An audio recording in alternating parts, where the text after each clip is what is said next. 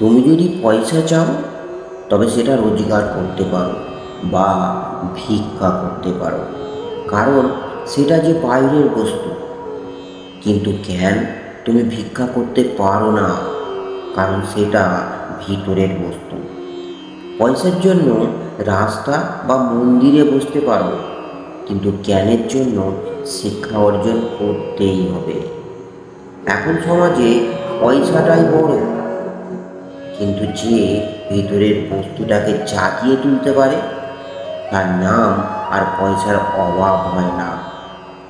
আজ গীতাতে হাত রেখে প্রতিজ্ঞা করানো হয়, কিন্তু যদি ছোট থেকেই সত্যি কথা বলার জন্য গীতা পড়ানো হতো তবে হয়তো বেশ ভালো হতো। সমস্যা বাচ্চাদের মতো হয়, যত তুমি তোমার বাচ্চার জন্য চিন্তা করবে তত তুমি চিন্তায় পড়ে থাকবে, আর যত তুমি কম চিন্তা করবে তত তুমি বেশি ভালো থাকবে। সমস্যা সব মানুষেরই থাকে, সেটা আমাদের বুঝতে হবে যে এমন কোনো সমস্যা নেই যার কোনো সমাধান নেই, আর এমন কোনো মানুষও নেই যার সমস্যা নেই।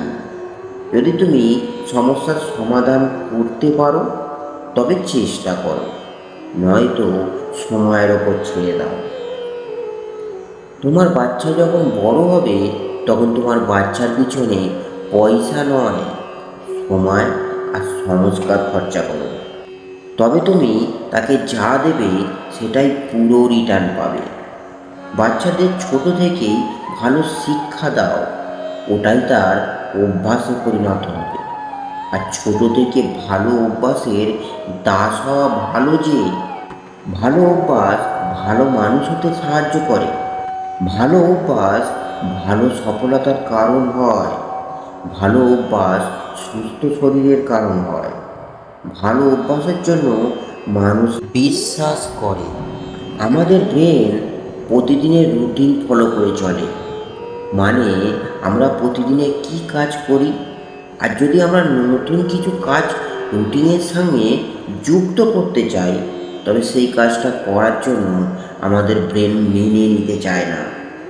সেই কাজটা যাতে না করি তার জন্য আমাদের ব্রেন অনেক রকম অজুহাত সামনে নিয়ে আসে।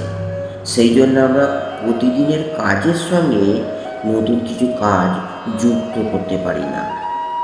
আর তুমি যখনই তোমার রুটিনের সাথে নতুন কাজ যুক্ত করতে ব্যর্থ হও তখনই তুমি তোমার ব্রেনের কথায় চলছো, এটা মেনে নাও।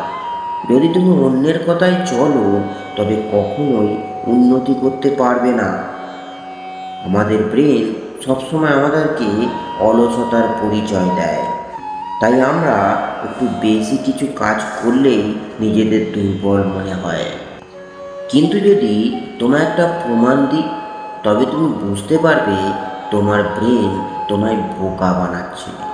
ধরো তুমি অনেক কাজের পর যখন নিজেকে দুর্বল ভাবছো তখন তুমি জানতে পারলে তোমার কাটা লটারির টিকিটে 5 লক্ষ টাকা পেয়েছ। তখন তুমি লাফিয়ে উঠবে এবং নাচতে শুরু করে দেবে। তবে তুমি দুর্বল কোথায় ছিলে?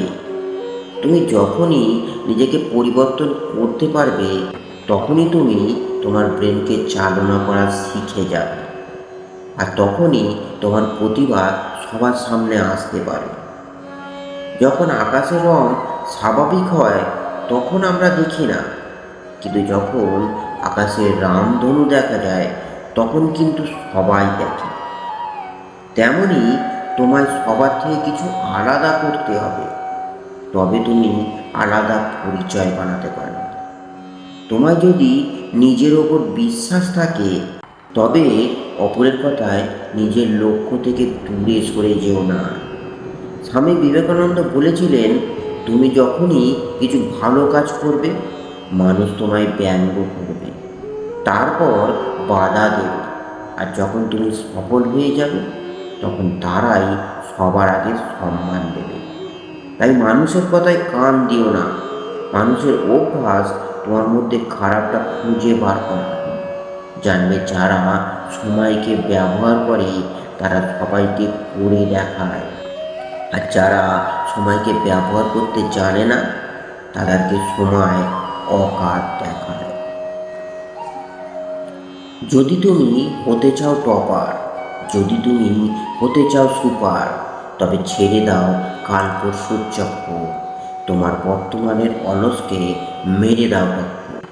মানুষের জীবন বরবাদ হওয়ার 6টা কারণ থাকে। 1, প্রয়োজনের চেয়ে বেশি ঘুম। 2, কথায় কথায় রাগ। 3, ছোট ছোট কাজে ভয়। 4, কুড়েপোনা মানে কাজ না করার বাহানা। 5, অলসতা মানে করছি করব। 6, ঘরে অশান্তি কোনো কারণ ছাড়া। আমাদের এটা বোঝা প্রয়োজন, ঈশ্বর আমাদের সব কিছু দিয়ে সাজিয়ে পাঠিয়েছে, কারণ আমরা যাতে পরিশ্রম করতে পারি। যদি তোমার একটা টার্গেট থাকে, তবে তুমি সেটা পূরণ করতে পারবে। আর যদি দ্বিতীয় কোনো অপশান রাখো, তবে একদিন তোমার দ্বিতীয় টার্গেটটাই প্রথম হয়ে যাবে, আর তৃতীয় টার্গেটটা একদিন না একদিন অসফল হবেই। যদি তুমি মাটিতে একটা গাছ লাগাও আর তোমার মনে একটা স্বপ্ন লাগাও, তুমি যেমন গাছটাকে যত্ন করবে, তেমনই সেটা বেড়ে উঠবে। আর তোমার স্বপ্নের জন্য যত পরিশ্রম করবে তুমি, তত স্বপ্নটাও বড় হয়ে যাবে। তোমার গাছের ফল ও ফুল তোমার পরিবার ব্যবহার করতে পারে, কিন্তু তোমার সফলতার ফল শুধুমাত্র তুমি যে উপভোগ করতে পারো। তাই তোমার স্বপ্ন তোমাকেই জন্ম দিতে হবে যে